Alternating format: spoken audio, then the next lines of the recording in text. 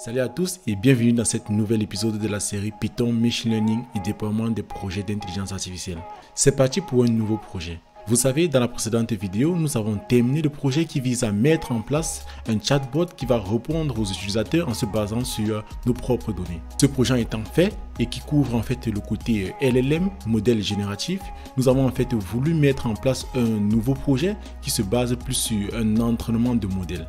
Du coup, les vidéos suivantes vont parler de ce projet-là. Les vidéos suivantes vont être une réalisation d'un projet de détection d'anomalies. Cette première vidéo vise à présenter le projet ainsi que les concepts qui seront abordés tout au long des prochaines vidéos. Alors, si c'est la première fois que tu découvres cette chaîne, sache que notre objectif, c'est de vous permettre de réaliser des projets bien concrets qui sont prêts à aller en production. Si tu n'as pas regardé la précédente vidéo ou si tu es passionné par tout ce qui est modèle génératif, je t'invite à regarder la précédente vidéo pour bien comprendre comment nous avons mis en place notre propre chatbot. Et maintenant, n'hésite pas à t'abonner et à activer la cloche de notification pour ne surtout pas manquer les prochaines vidéos dans lesquelles nous allons réaliser ce nouveau projet ensemble. Passons tout de suite à la présentation de ce projet. Et afin d'être sûr de ne pas oublier de vous dire certaines choses, j'ai préparé un plan de présentation. Ce plan ressemble à ça. Tout d'abord, je vais vous présenter le projet en lui-même ainsi que les objectifs qu'on se fixe derrière. Ensuite, je vais vous présenter les concepts clés qui seront abordés au fur et à mesure dans les prochaines vidéos. Je vais vous présenter également un plan global du projet. En gros, c'est les étapes qu'on va suivre pour mettre en place cette solution-là jusqu'au déploiement. Et je vais finir par une conclusion et je vais annoncer en fait la prochaine vidéo, l'objectif de la prochaine vidéo. Et comme je vous ai dit, le projet, c'est un projet de machine learning pur. On a choisi en fait la détection d'anomalies, mais dans les logs. Déjà, vous allez me dire en fait, c'est quoi la détection d'anomalies? Pour ceux qui ne savent pas, la détection d'anomalies permet de détecter des comportements inhabituels dans des données. En fait, ce sont des algorithmes qu'on met en place pour pouvoir détecter certaines informations qui sortent du lot dans vos données. Là, on a pris un contexte dans lequel on se trouve dans une entreprise qui génère beaucoup de logs. Un algorithme de détection d'anomalies peut justement analyser ces logs-là afin de voir ce qui sort du lot ou de voir s'il y a un potentiel dysfonctionnement critique. Là, on se place un peu en tant qu'expert dans la sécurité parce que c'est généralement en fait le travail qui est fait par des administrateurs système, le fait d'analyser des logs pour pouvoir potentiellement détecter des intrusions. Là, on va essayer de mettre en place en fait un modèle, on va entraîner un modèle qui va justement analyser ces logs-là en temps réel pour pouvoir détecter des comportements en fait bizarres dans les logs. Pour ceux qui ne savent pas, des logs en fait c'est un ensemble d'informations générées par un service ou bien une application que vous avez développée.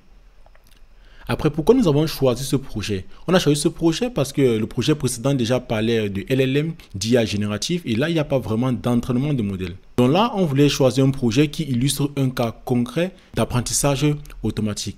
Et là, nous avons choisi un projet de détection d'anomalies dans des logs. C'est un domaine en fait de cybersécurité ou encore la maintenance prédictive. Maintenance prédictive, pourquoi? Parce que notre modèle doit être capable d'analyser ces logs-là en temps réel afin de pouvoir nous prédire des potentielles attaques qui ne seront pas tout de suite vues par un humain. Pourquoi avons-nous choisi les logs? Pourquoi avons-nous choisi ce type de données-là? Parce que déjà, c'est très facile de simuler cela. Vous savez, on veut développer des modèles de machine learning, mais pas juste dans des notebooks. L'objectif, c'est de pouvoir sortir du notebook en entraînant un modèle, mais aussi en déployant ce modèle-là et pouvoir simuler facilement la mise en production de ce modèle-là.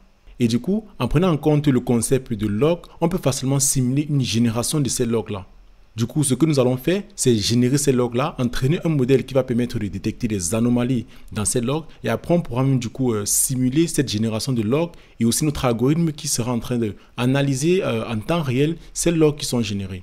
Donc, c'est un cas d'usage parfait pour ceux qui veulent maîtriser le pipeline de développement des algorithmes de machine learning jusqu'à la mise en production.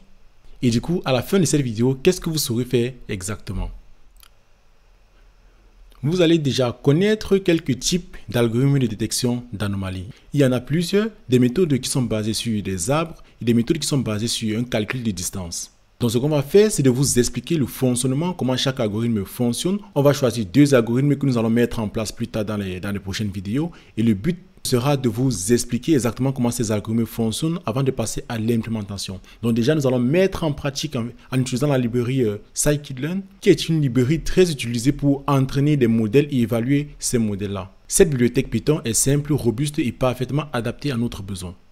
Ensuite, on va vous apprendre à mettre le modèle sous forme de service. Vous savez ce que les entreprises recherchent souvent? Ce sont des personnes qui sont capables non seulement d'entraîner des modèles, les optimiser, mais aussi les mettre sous forme de service. Parce qu'un modèle entraîné n'est pas destiné à juste caler dans un notebook. il faut savoir mettre ce modèle sous forme de service pour qu'il puisse en fait être utilisé par d'autres services. Du coup, ce qu'on va faire, c'est qu'on va utiliser justement une des librairies Fast API pour pouvoir mettre le modèle qu'on aura entraîné sous forme de service, ce qui nous permettra plus tard de tester notre modèle en faisant appel à ce service-là. Et pour finir, nous allons passer au déploiement dans un environnement professionnel. On va utiliser différentes technologies, Docker, Traefik, etc.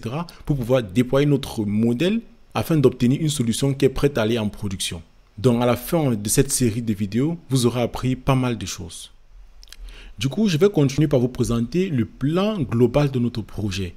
Déjà, nous allons commencer par la mise en place de notre environnement de développement. Nous insistons toujours sur cette partie-là parce que c'est une compétence qu'il faut avoir. Vous devez savoir structurer votre projet comme si vous étiez dans un environnement professionnel. Là, je parle de la création des dossiers, des packages, de l'installation de notre environnement virtuel, de l'installation de Git, de Python, afin d'être prêt à développer comme si on se trouvait dans un environnement professionnel. C'est très important. Ensuite, l'une des raisons, comme je vous ai dit, pourquoi on a choisi ce projet, c'est qu'on peut générer nos propres logs. Ça sera l'objet de la première vidéo, de la prochaine même vidéo. On va générer des logs et on va injecter des anomalies à l'intérieur. Et vous allez voir par vous-même que vous pouvez à peu près tout faire avec Panda. Là, ça sera une simulation de logs qui provient d'une API. Ce sera expliqué plus en détail dans la prochaine vidéo. Ensuite, il y aura un pré-traitement des données. On va faire du feature engineering pour ensemble construire avec des caractéristiques qui seront passées à notre modèle. Vous savez, généralement, quand on a des données d'entraînement. Ces données ne sont pas tout de suite utilisables par le modèle. Il nous faut souvent par nous-mêmes créer des features ou bien des caractéristiques qui vont faciliter notre modèle à trouver des relations dans les données. Donc, il y aura une importante phase de feature engineering ou pré-traitement des données dans ce contexte de log et de cybersécurité. Pourquoi je le précise? Parce que le feature engineering dépend en fait à peu près du métier ou bien du domaine métier sur lequel votre algorithme sera appliqué. Vous allez voir par vous-même plus tard. Après cela, nous allons passer à l'entraînement de deux modèles, histoire aussi de comparer. C'est un peu pareil lorsqu'on travaille en entreprise. On explore plusieurs pistes et on prend la meilleure. Donc là, on va entraîner ensemble deux modèles de détection d'anomalies, les deux qui seront présentés, dont les algorithmes vous seront présentés. On va les mettre en place et on va essayer d'analyser les performances de chacun des modèles. Et à la fin, c'est celui qui aura des meilleures performances qui sera passé sous forme d'API, qui est justement le prochain point, la création d'une API. On va mettre sous forme de service en utilisant notamment Fast API pour permettre que notre modèle soit utilisé par des services externes. Ensuite, nous allons écrire des scripts de simulation d'envoi de logs parce qu'après, il faut tester notre API. Quoi de mieux que de simuler des logs qui viennent en temps réel et qui font appel à tour de rôle à notre API. Du coup, ça permettra ainsi de simuler un environnement de production dont vous serez vraiment comme si vous avez fini de développer votre modèle, vous l'avez mis en production et là, il y aura des logs qui seront en train d'entrer et qui feront appel en fait au modèle. Et après avoir écrit ce script, on va passer au déploiement et au monitoring. Dans le cas de cette partie-là, on ne va plus déployer sur un serveur comme dans la précédente vidéo parce qu'on s'est dit que ce n'est pas forcément évident pour tout un chacun ou bien vous qui nous suivez de louer un serveur. On va considérer notre machine locale comme un serveur. Donc ce qu'on va faire, c'est qu'on va tout configurer pour que lorsque vous aurez un serveur, vous n'aurez qu'à mettre le code source sur ce serveur-là et lancer une seule commande pour démarrer tous les services. On va notamment utiliser Docker pour la containerisation de notre application. On va utiliser Traefik comme reverse proxy. On va utiliser Dozel pour essayer d'inspecter notre service au fur et à mesure qu'il sera en train de tourner.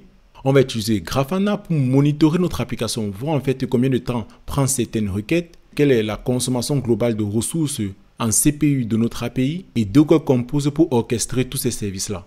Donc vous voyez que l'objectif là, c'est de pouvoir vous permettre de réaliser un projet de A à Z, de la phase de collecte ou bien génération dans notre cas des données jusqu'au déploiement de la solution. Nous allons tout de suite passer à la conclusion. Comme je vous ai dit, la prochaine étape, c'est la préparation de l'environnement de développement. Cela passe par la création de notre environnement virtuel. Dans ce projet, on va utiliser plutôt Poetry pour gérer notre environnement virtuel au lieu de Pip, comme on a pu faire dans le précédent projet. Donc, on va mettre en place tout cet environnement-là. On va créer le projet sur Git. Et ensuite, on va préparer les données d'entraînement. Là, je parle justement du script de génération des logs. Et on va voir comment on peut insérer des anomalies en fait exprès à l'intérieur pour faciliter la détection par le modèle qu'on va entraîner plus tard. Donc, je vous invite vraiment à activer la cloche de notification pour ne surtout pas manquer la prochaine vidéo. C'est fini pour cette présentation-là. Vous voyez que ce projet a pour objectif de vraiment vous permettre de réaliser un projet de A à Z qui intègre des algorithmes de machine learning. On avait déjà eu à faire une vidéo qui montre étape à étape les étapes de réalisation d'un projet de machine learning. C'est à peu près ces étapes-là qu'on va suivre, de la mise en place de l'environnement jusqu'au déploiement et au monitoring de l'application qu'on va développer. Ça sera vraiment enrichissant comme projet, qu'à la fin, vous aurez vraiment beaucoup appris. N'hésitez pas en fait à dire en commentaire s'il y a des choses que vous voulez qu'on ajoute en fait dans cette formation-là. Et restez connectés avec nous, abonnez-vous sur Mastering AI. À très bientôt dans les prochaines vidéos.